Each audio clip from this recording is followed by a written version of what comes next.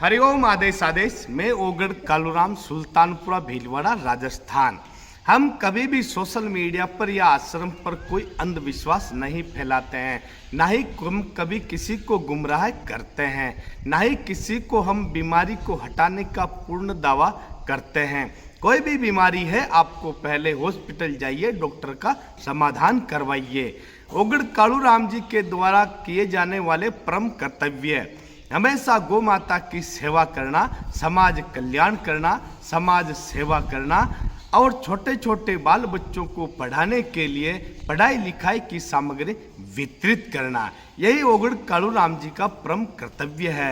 आश्रम पर जो भी आता है उनकी समस्याओं का निवारण बिल्कुल निःशुल्क किया जाता है। आश्रम पर किसी भी तरह की कोई ठगाई या पैसा या चार्ज नहीं लिया जाता है। केवल हम आश्रम पर आए हुए भक्तों को महाकाल के आशीर्वाद से उनकी समस्याओं का निवारण करवाते हैं। तो यहाँ पर बिल्कुल निःशुल्क समाधान किया जाता है। और दूसरी बात, अगर आश्रम पर कोई भगत आता है तो पूर्ण श्रद्धा और विश्वास लेकर आए, बाकी गुरु महाराज करने वाला है। हरिओम आदेश। आपके पढ़ाई अच्छा पढ़ाती है मैडम आपका? अच्छा, तो अब आगे से पढ़ लिख के अच्छा होशियार बनोगे।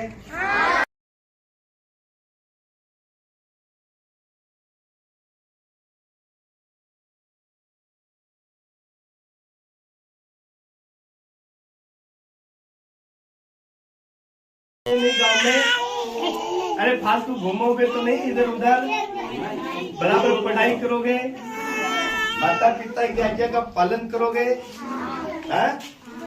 हरिओम आदेश आदेश। मैं ओगढ़ कालूराम, सुल्तानपुरा भीलवाड़ा, राजस्थान। सर्वप्रथम मैं मेरी सभी माताओं, बहनों, भाइयों, गुरु भाइयों को तहे दिल से बारंबार प्रणाम करता हूँ। जाने अनजाने भूल में अगर कुछ गलती हो जाए तो हमारे को क्षमा करें। हमेशा गौ माता की सेवा करें, माताओं बहनों की इज्जत करें और माता पिता की सेवा करें। आज हम आपको एक चुड़ैल साधना के बारे में, चुड़ैल सिद्धि के बारे में गुप्त रहस्य आपको हम बताने जा रहे हैं।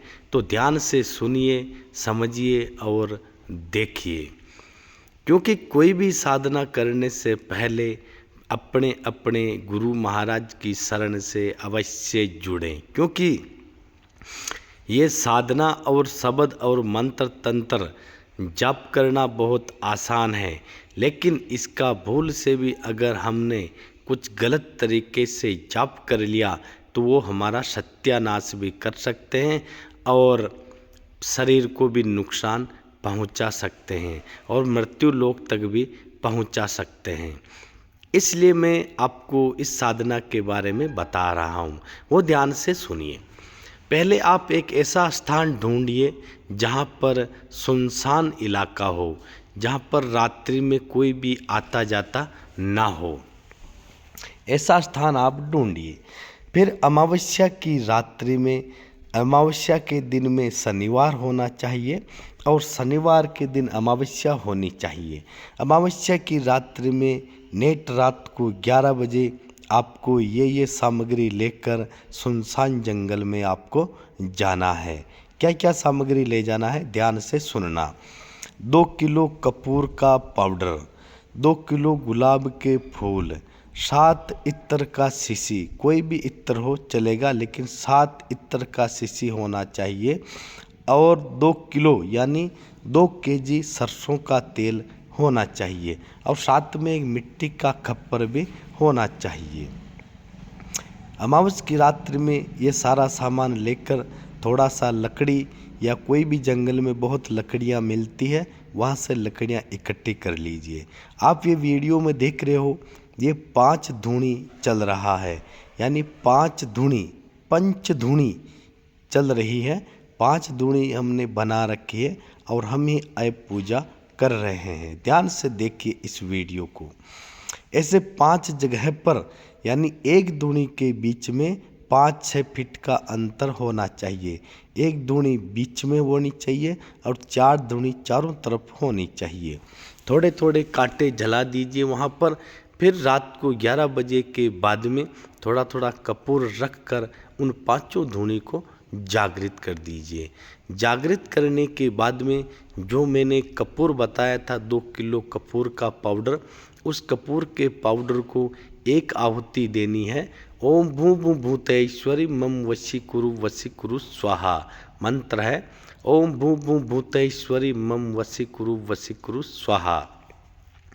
इस शब्द का जाप कम से कम 1 घंटे तक करना चाहिए और थोड़ा सा कपूर लेकर हर मंत्र को बोलकर लास्ट में स्वाहा लगाकर इन 5 धूनी में कपूर का आहुति दें। कपूर के साथ साथ में फूल का भी आहुति दें। फूल के साथ साथ में भी 1 बूंद 2 बूंद सरसों के तेल का भी आहुति दें। ये क्रिया अगर आप पूरे तन मन धन से करते हो तो आपको बहुत अच्छी साधना का फल प्राप्त होगा। नोट इस बात का यहाँ पर विशेष तौर पर ध्यान रखें कि ये साधना बहुत क्रूर साधना है, बहुत खतरनाक साधना है, तो इस साधना को सोच समझ कर करें। अगर कोई भगत इस साधना का इच्छुक है तो पहले वो गुरु महाराज की शरण से जुड़े, गुरु मंत्र का जाप करें, फिर रक्षा मंत्र का जाप करें, फिर उसके बाद में जैसे जैसे आपको गुरु महाराज आदेश देते हैं उसी तरह से आप ये साधना कर सकते हो। जो आप ये देख रहे हो ये साधना हम कर रहे हैं नदी के पास में, बिल्कुल सुनसान जंगल है जहाँ पर 4-4 किलोमीटर तक कोई भी गांव नहीं है। वहाँ पर हम ये साधना कर रहे हैं 5 धूनी बनाकर। यह साधना विशेष तौर पे ध्यान रखने की बात यह है कि साधना करते समय हमारे कोई टोका टाकी ना करें। अगर साधना करते समय हमारे को कोई भी टोका टाकी कर दिया या किसी ने रोक दिया या किसी ने हमारे को बतला लिया या किसी ने हमारे से बातचीत कर ली तो ये साधना का उल्टा असर अपने शरीर पर भी पड़ सकता है। तो अगर साधना में विघ्न बाधा आ जाती है, कोई बोल देता है, कोई हमारे को बात कर लेता है, तो ये साधना का उल्टा फल हमारे को प्राप्त होता है कि हमारा शरीर क्षतिग्रस्त हो जाता है, कोई भी अंग खराब हो जाता है, पागलपन की स्थिति हो जाती है।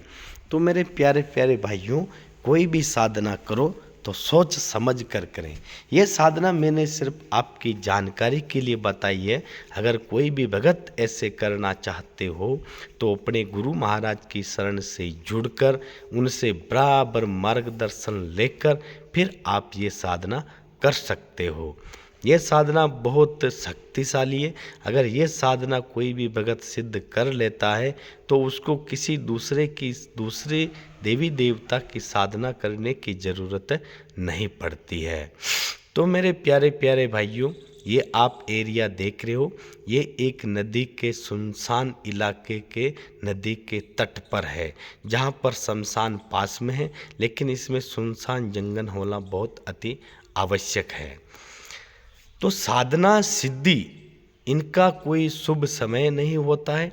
अगर हम पूर्ण तरीके से बिना छल कपट के, बिना लोभ लालच के अगर हम कोई भी साधना करते हैं तो उसका फल हमारे को पूर्ण रूप से मिलता है। अगर हमारे मन में कोई लोभ लालच आकर हम कोई साधना करते हैं तो वो साधना ना ही तो हमारे को फल प्राप्त कराती है, बल्कि उल्टा हमारे शरीर पे असर पटक कर हमारे को उल्टा सीधा काम करवाने पर मजबूर कर देती है। तो मेरे सभी प्यारे प्यारे भाइयों, गुरु आदि है, गुरु अनंत है, गुरु आद है, गुरु जुगाद है। सारी सिद्धियां, साधनाएं, चुड़ैल साधनाएं, सिद्धि, जो भी साधनाएं सिद्धियां हैं वो सभी गुरु महाराज के चरणों में बैठी हुई मिलती हैं। तो आप गुरु महाराज की शरण से जुड़िए, उनके आदेश का पालन कीजिए, आप स्वयं एक साधक सिद्ध महसूस हो जाओगे। क्योंकि साधनाएं जितना हम अच्छा सोचते हैं उतना है नहीं। तो हरिओम। आदेश आदेश आदेश।